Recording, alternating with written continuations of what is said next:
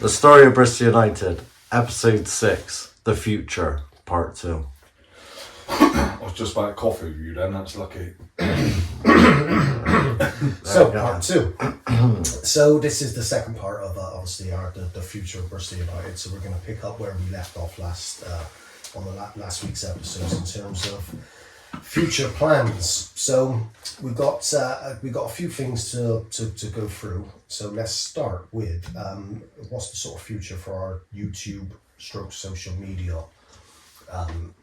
What's the plans for that going forward in the future? Well, I think the initial outlook's been, let's get ourselves on YouTube, let's put some content on there. I think a lot of it comes down to like managing what content we're putting on. Yeah. What content people want, what they don't want.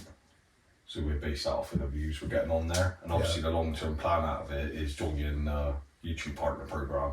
Yeah. How we can actually earn revenue through YouTube. Yeah. Because we're not just videoing for fun. No.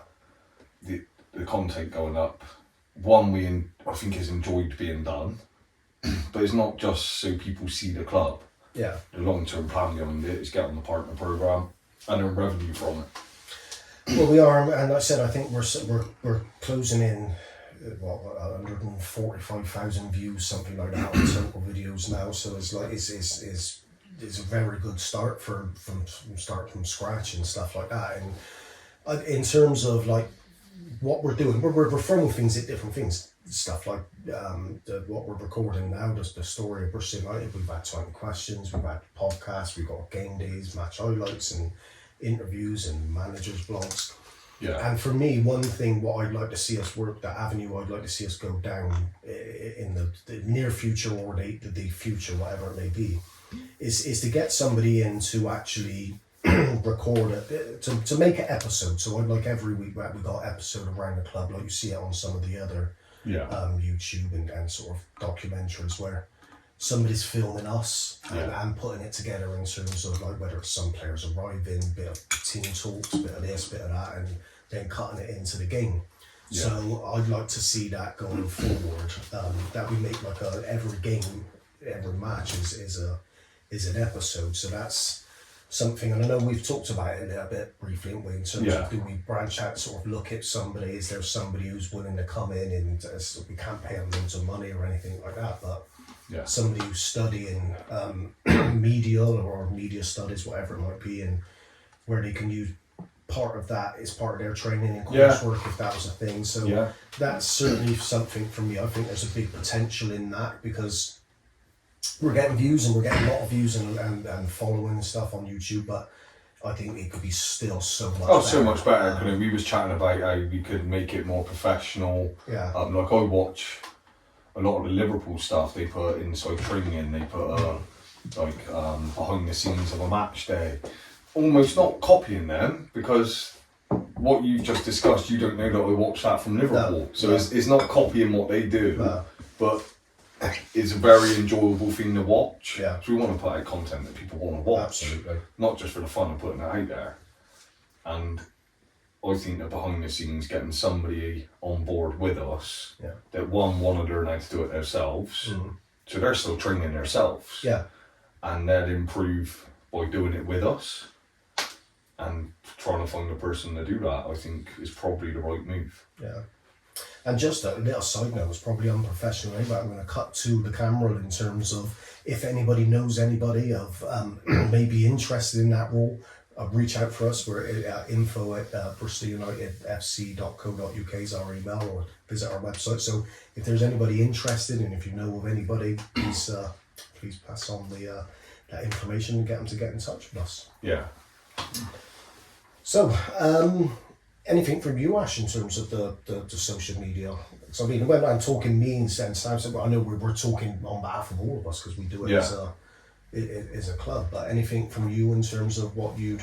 Well, to be fair, it's just the usual, isn't it? Growing the followers and like Sam said, making revenue. Like being on there, so it takes a bit of a backseat, don't I, when it comes to the planning of like putting videos up and stuff. Obviously, but John's heavy on that side, and he was editing. So well, that's it. We've got our own sort of mini rules within the clubs, what our sort of specialisms are and stuff like that, and way on there. But Yeah, like I have mentioned to you, and I think like doing sort of like you said, recording game day, but also recording extra stuff and releasing it at the end of a season, sort of like they do with like the Tottenham or nothing and stuff like that. Yeah, might something to grow.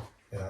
The channel with, but yeah, in terms of it's hard because the one when we discussed about that, obviously as we're speaking now, the following's only just starting. Yeah. When did we start YouTube? I'm just trying to think now. What's it now? It's August, so I reckon mid June. So the end of June. It didn't really start properly probably until July. Just say 1st of July. We're about to go 1st of September, so for July and all that. So just over 2 months into it. Yeah. It's grown quicker than I thought it would, but I think when people look at YouTube as an example, they think, oh, that one video and you've hit jackpot. Yeah.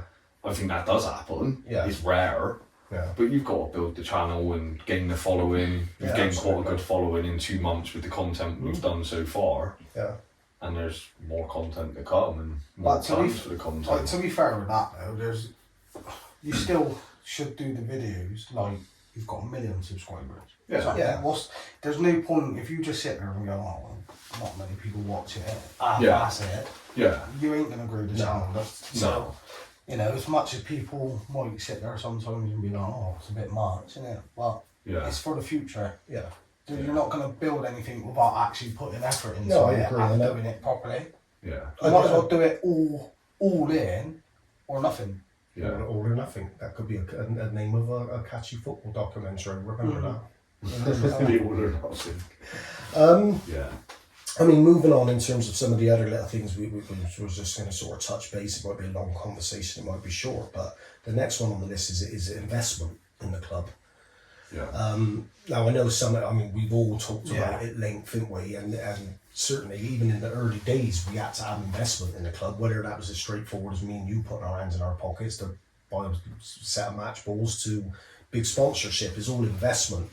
And again, I know I've mentioned this on previous videos where I think we're quite successful at the moment attracting a few sponsors, what we've got, and we got quite a bit of investment coming into the club in terms of this is only start of season 2 for us.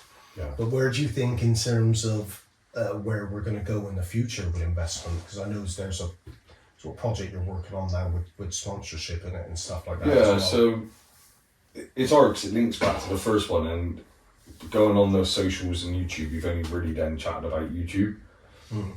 Even all our social media stuff is to build the following of the club. So if we manage to gain a follower for Instagram, they might then say, oh, they've got a YouTube or they've got a Facebook, and it's growing the overall package. So when you're looking for potential sponsors, you're not just going to them as any other amateur football club does. Because how many amateur football clubs are there just in Bristol alone?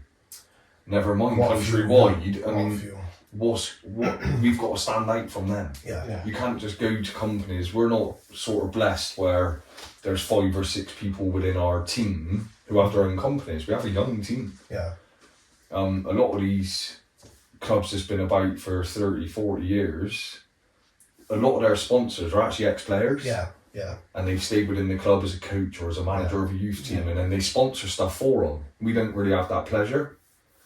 So we got to stand out in another way, and it's not by within the club, really. Yeah, just not a natural sort of... No, it's not like one of the parents turn up and go, we'll sponsor that. Yeah. We've got a company, it's 500 quid, we'll sponsor it. We don't have that. No. So for us, it's trying to find external sponsors and what we can offer them that other clubs can't. Well, you're right, and I think that links in terms of... it is social media because that's what we're doing, but it sort of links into... There's social media, and I think the YouTube's like sort of sits in within that, but it's separate. It's separate, because that has its own revenue. Yeah. Whereas like Instagram, your TikTok, your Facebook, your X, Twitter, a cut sign, whatever you want to call it, that. Why are you laughing at? You're absolutely right, and I think that this is where I think we've sort of started off well in sort of into a different avenue, because how many teams are putting videos, putting match highlights, putting blogs, putting interviews, putting this, doing it, and that is already starting. You could see, like, not being biased, we're standing out from some of the other teams. I mean, already. You look at what we're doing on socials and YouTube. I mean, I don't really see anyone about like us of our level.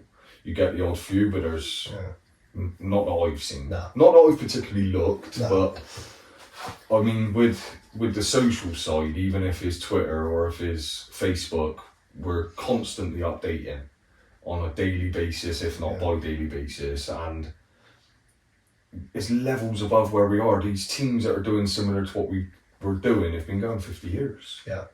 They've got a social media bloke who's on it full time, and that's almost his job. Yeah. And I think for us to try and gain these sponsors, we just got to stand out from the crowd. Yeah. And Yeah, think I we're agree. achieving that. It's been a long, isn't it? Fuck off outside. But yeah, another swear word, another bleep coming into the video. Cut! So yeah, I mean, and for me, like I said, I mean, we all got plans which we'll touch upon in a minute in terms of the future of the club, but to get to the future, it's going to certainly take a lot of money. What the future, what we want is a free. It's going to take a lot of revenue and stuff. So that sort of nicely brings us on to the next sort of part, and I think this is one we're all passionate about. So it's the new ground. So obviously at the moment, just to explain, we don't own our own ground. We sort of lease a pitch from Imperial, and they're fantastic with us. And Matt, who deserves a big sort of shout out because he helps us quite a lot, doesn't he, for Imperial? Yeah, not just with the home pitch for the season, his friendlies, the fundraisers, the function rooms. They're brilliant. And I mean, it suits us at the moment. The Imperial's some superb facilities down there. We get the 4G pitch, we got our own pitch and grass, and the facilities are superb. But obviously, something going forward, which we've been on the sort of agenda right from day one, pie in the sky perhaps, but it's been in our minds in terms of we need to get our own ground at some point, because not only for our own pitch, but to have our own clubhouse and to be able to sort of maximise revenue, all these things what comes in with a new ground. So that's something we're sort of probably not at this moment in terms of are we ready to pull the plug in terms of finances, but it's something certainly come along. We seriously look at it now, but we're starting to think about what do we need to do. How do we get there? For sort of whether it's a year, 2 years, 3 years, 4 years. But I know it's a big sort of focus of ours going forward for the long term success for the club, isn't it? And, and they're sort of very passionate about. Well, yeah, I mean, like I said, when we started the club, I said about it straight away, didn't I? Obviously, I knew it wasn't going to happen, but for me, I think that's one of the biggest things we could do moving forward. Is get, and that's the catalyst that can push the club on even more. Like, you talk about revenue for the club, it opens up like access to grants from the FA and, but just going forward, having like your own ground, your own, like you said, own clubhouse, own changing room, stuff like that. Eventually going 5-6 pitches, kids teams up there and that. It's like the hub. We've even talked about the outside of football thing and what you could bring to the actual community from it. It's not just, oh look, there's another football team with their own little clubhouse. Can you run kids events? Can you run? That's certainly we've sort of approached it from all different angles and different, because parts of it I would link me and you with it, and parts of it we've linked in terms of it, in terms of how actually like with what you started in terms of the what excites me about that is the business opportunity. So the business person in me excites me in terms of what we could maximise as a business. And then that links in with us in terms of like what place for us to be in terms of where we would both like, should you in a facility of the old Bristol United, where we would jump across and work for Bristol United, and sort of looking at potential whether we go part-time in our current day jobs, or if we're lucky enough full-time and run the club from that. And that links into things like we were just going to say, like whether it's bingo Tuesdays for pensioners, whether it's skittle nights, whether it's functions, whether it's 5-a-side pitches. There's so much of the cafe, the food, the drink, and that's not really to do with the football inside of the club, the business side of the club. And I know that's sort of what sort of gets us excited as well in terms of like what you just said. We're not just there as a football club and having a bar on a Saturday. It's making it sort of a 7-day-a-week morning, afternoon. If you look at how Imperial sort of run their place, it's not just there for a Yeah. football team, is it? It's not trying to imitate what they do, because I think they do it completely different to the way they're doing it. But it's not just to be a football team with a clubhouse and a pitch. It's not. Yeah, like it's obviously. I think what would probably be different about it is it's still gonna be, no matter what you do, it's still gonna be the heart of it. Is gonna be that's our own ground. Yeah. That's Bristol United's home. Yeah. That's where the teams play. That's where we train. You know, even going as far as getting floodlights in and stuff like that. And or people might say, "Oh, it's years away," but these teams like Manor Farm and all that, they didn't just walk into their thing. No, they built it, didn't they? Yeah, they all start somewhere, don't they? And that's, if you're going to grow the club and attract players and stuff, that's the sort of thing you need to progress with going forward. I think so, and then, like I said, I mean, we're never going to lose sight of the football club is the business, but like I said, it is two entities in terms of the actual playing of football and the business side, and the business side subsidises the football club, and like we've touched upon, I mean, there's like women's teams, children's teams, disabled teams, reserve teams, and vets teams, all these kinds of things what will be going on. We'll be in that, John, with vets. Well, the trouble is I'm qualified now. That's the problem. But and that sort of part, like I said, the dreamer in all of us, and we ain't gonna be the only three people thinking like that. There's probably loads of people like to be in that position, and there's nothing wrong with dreaming. But then, like I said, from the business point of view, there's so much you can do, like from a cafe, bar, so many aspects, gyms, five-a-side. There's so much we can do, and it's even myself. You could say, well, that's laughable. I mean, what's the chances of getting there? But then, like, coming into sort of Ash's way of thinking, but why can't we? There's nothing stopping us within. We might want it in year 2, but it might be year 10. But that's what I said. It's we've been realistic about how it's going to come about, how we're going to get there. Is we know it's not a tomorrow thing, and and that's sort of that leads us on to sort of probably one of the last parts of the to talk about the overall club vision. So we're not going to sort of set what's your vision the next year, the next 5 years. We're talking just your vision in terms of, and I think if we go round sort of individually, what's your vision without putting a time frame on? Where would you like to see the club? Where would you like this to at whatever point in the future you're thinking of? What would you like to see from the club? Can I start? You start this, so go on. Do you want me to start it? Go on. Oh, it sounds daft, but probably I see it being, why not dream, and just the biggest grassroots club in Bristol. The name's Bristol United there, innit? Like, you look at Manor Farm and teams like that, Briz, Ashton and that lot, let's catch them up and overtake them, and people can laugh at all they want, do you know what I mean? But if you ain't got the ambition to do it, for me, what's the point? Well, yeah. What's the point? If I was just happy managing, like, assisting you with a team of 11 players, we'd just go manage a fucking reserve side for somebody else or something, do you know what I mean? We wouldn't have to deal with all this, but that's the whole thing. Have our own ground, have the youth set up, have the adults set up, go into a level of football where we might have to start paying players, enter in the FA Vaz or preliminary rounds of the FA Cup and all that. You know what I mean? Why not do it? Because we could. I agree. The potential's there to do it. If not necessarily, not obviously, without being disrespectful, but you might not look at our club now and like the team that we've got and be like, in 10 years you're going to be all the way out there, but you'll grow to that.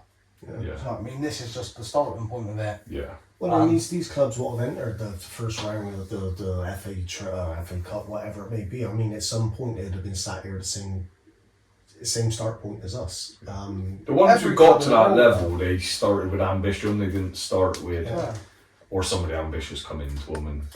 But either way, somebody within their clubs had ambition to grow it to where they are. Yeah. And we've got the same ambition to get to not where they are. I want to surpass them. It's not. Yeah. Realistically, are we going to be in the Premier League in 5 years? Well, no. I doubt it. I mean, the problem is I'll probably won't be playing then, so very unlikely. Yeah. But I'll have to take the Tottenham job it's just as well, so I'm aiming to go wherever we can't go further, and that's to the top. It's not any lower than that. And like with us, it definitely won't be for a lack of effort. No, And desire and ambition. No, It's not. We're not just sitting there saying it. Like we're gonna give everything we got to get it. Do you know what I mean? And we've had it already, and you'll get in the future. You'll have teams that have one successful season and then start fucking piping up on Twitter all the time and giving it big spuds and that. But in 3 years' time, when they've had enough of their boring shits and split up, they ain't gonna be around. Well, it's one of the things I was going to point to on part one is the amount of teams who, and there's no disrespect to any team anywhere, but the amount of teams who start and they've got no real plan or ambition, they sort of fizzle out. Yeah. And if they don't fizzle out, there's normally sort of one person behind it, and if that person wasn't there, there's no club. Yeah. That's not the case here. I think you could take any three out, and there's still Bristol United, and there's still an ambition within all three of us. Yeah, I agree. To continue to grow the club. Yeah. So it doesn't fall apart with one person missing. Does it hit it? Of course it does. Like, you need all three of us to be part of it, and probably more than that in the future. But I think these other clubs about you, it is normally one, maybe two behind it. Yeah. And I just think we're a bit more ambitious than others. There are probably some just as ambitious as us, but we're definitely standing out on that for me. Well, I agree with what you're saying in terms of, like I said, in the overall thing. If you would have sort of rewound to that first weekend of us creating a club, if you would have said sort of 15 months down the line we were going to be recording our videos, putting packages, full video packages, recording podcast videos and 150k views on YouTube, you'd have been like, that was as big a dream. If you would have said that back then, it would have been laughed at. Well, and I just look at it in terms of, I don't care what anybody says, and they could call me an idiot or whatever, but from where we had the first conversation on that Saturday evening to where we are now, that's a bigger jump from that point to this point than to go from this point to your own ground with your own clubhouse. Yeah. And for me, that's when I keep thinking that way, because like I said, it's like the fantasy, and we talked about this.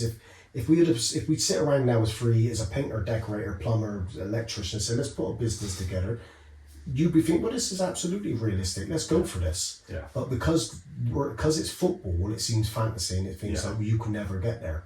Yeah. But I truly believe, and I know you both do, we can get there, and we will get there to what we want to do. But that jump now to getting a ground and having this business, that's, for me, that's not a bigger jump as where we've come from to where we are now. And it just remember that in terms of, I remember that. Because in my own head, sometimes it is like a fantasy, and you're living a daydream when you're sort of driving along thinking about, well, that's a nice place for a ground. And I do it every time I'm driving along.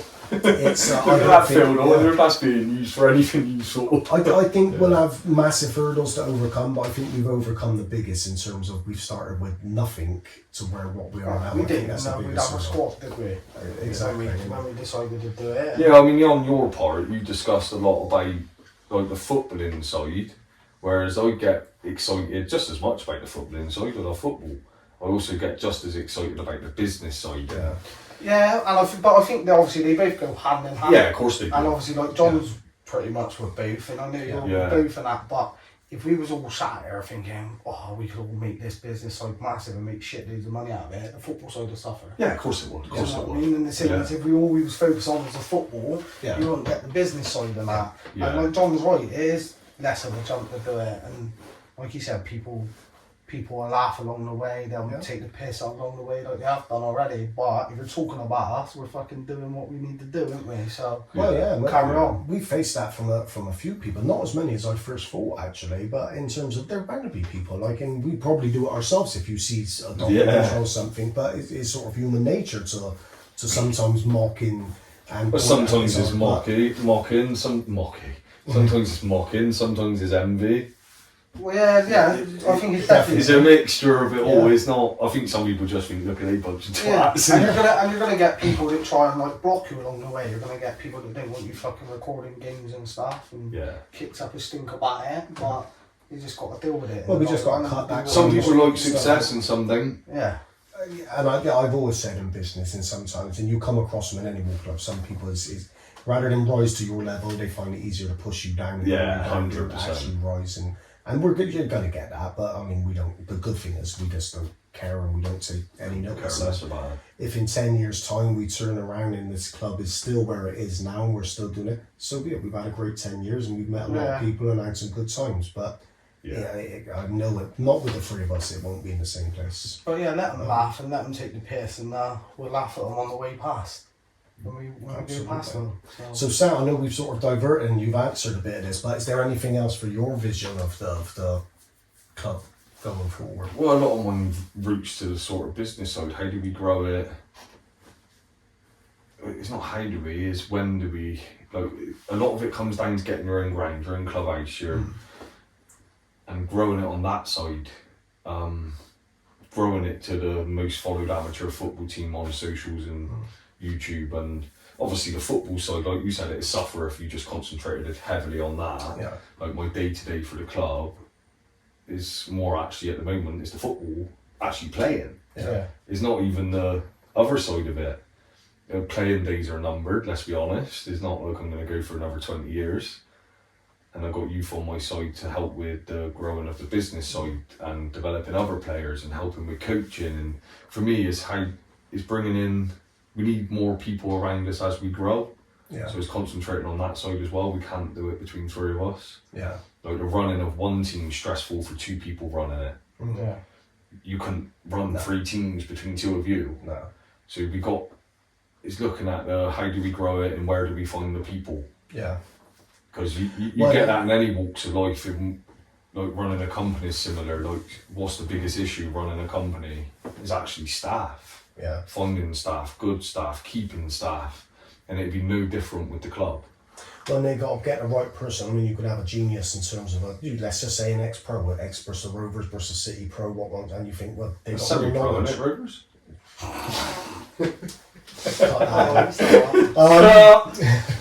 So, but in terms of like football knowledge, you think that's all what we're looking for, but then actually, if they don't fit the philosophy in our thing, it quickly it won't work. In terms of that, and you're right, it's going to be tricky growing it forward. And my vision, I mean, it's obviously my vision is similar to what you both just said in terms of from the footballing side, growing up the leagues, and my passion. I'm hoping, I'm realistic.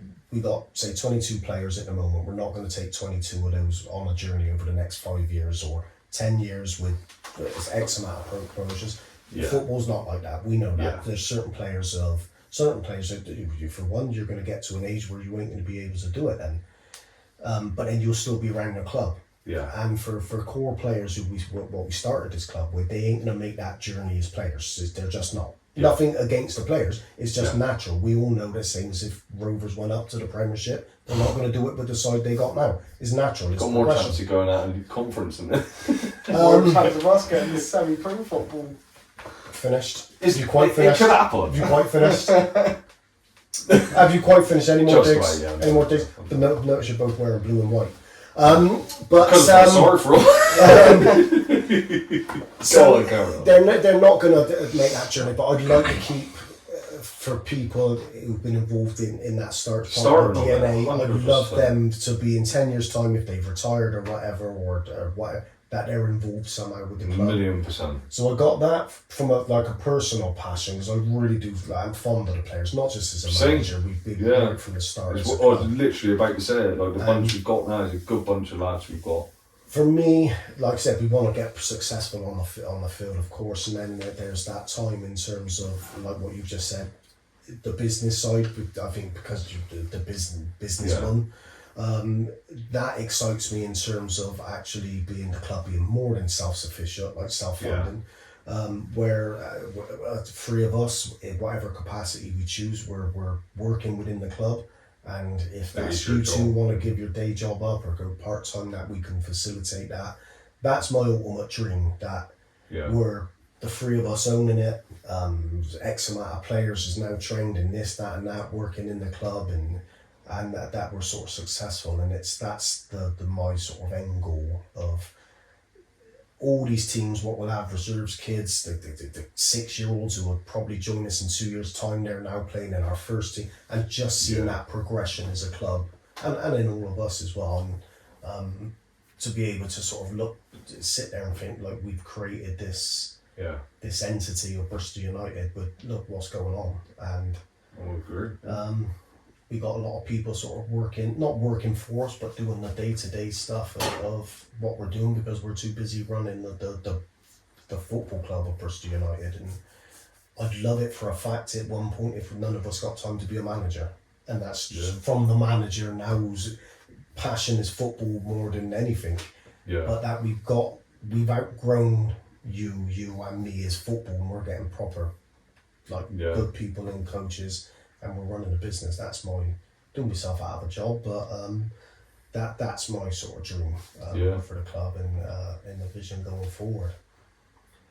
And that, I mean, in terms of, there's one final thing now in terms of to cover to end this video. It's a mini sort of vision of the season 2 of this, what we've just done. So we've done 6 episodes, which is 7 because there's a 2-parter. So that'll be it now for us this season with the story of Bristol United. But if like the views, which has been successful at the moment, we'd like to be in a position where we probably pick this up similar time next year, where we're reviewing this season, and hopefully a successful season, and then we can sort of sit and do these the 6-parter, 7-parter on the review of this coming season and future plans, and to see where we are next year. But that's hitting a button. That's I say that to last. That's that's it for this episode and the series 1. Is there anything 30 seconds each now to sum up this series? Anything you wanna? You can't plug, follow us, like us on YouTube. Any sign off for you? 30 seconds. Thanks for watching the videos. I hope people are enjoying watching it. If you're not, watch it anyway and just get our hours up. Anyway. Subscribe, tell your mates to subscribe, it'll all help. Nothing else from me. I think you covered it all, Joel. I was going to say, put you on the spot. You didn't know this was coming, did you? No, I didn't know this was coming, but I was just saying with Sam really, obviously we've had fun recording it, and come back next year for the next instalment when we've got the league winners medals hanging up behind us. Yeah. And the trophy video might be in our clubhouse, you never know. Yeah, might be in the clubhouse. Yeah. You never know. No, you don't ever Yeah, what about from you, John? For me, in terms of, like I said, thank you for you two and the people, Jack and Jack behind and the Dan. camera you don't get to see. Is a big help. You haven't worked that hard. Don't clap yourself. You're Saturday all night. But for us, is a club. I mean, this is the end of this series, but we're going to be sort of picking up very sort of shortly with back with podcasts and bits and bobs like that. So there's some more football and stuff. There's going to be plenty from us going forward. Some of you will like it, some of you won't. But yeah, we're going to be back. But thank you to everybody. We're going to do a little post-credit sort of title rule on this, thanking a lot of people, from sponsors to people like Matt from Imperial who've helped us out. So that's a sign-off on, and that's a wrap for season 1 of The Story of Bristol United. Thank you very much. Cut.